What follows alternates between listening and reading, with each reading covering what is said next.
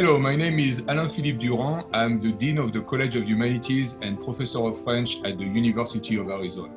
I look forward to teaching the seminar entitled French Connections that I will teach along with several of my colleagues in the College of Humanities. In this seminar entitled French Connections, the idea is to explore several writers, filmmakers, and other artists who are connecting in one way or another with France and its people. So we will be studying every week a variety of regions in the world that are connected in one way or another with France.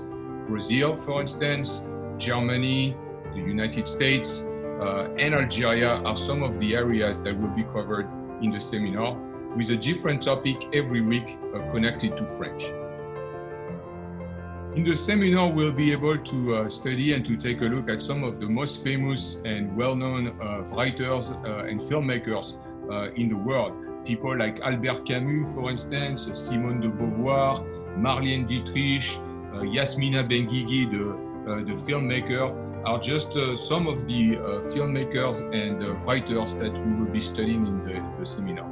So this seminar will really be an opportunity to take a look at the wide diversity that is present through the field of French studies and how it connects to so many different areas and so many different regions from around the world, from the past and from today as well.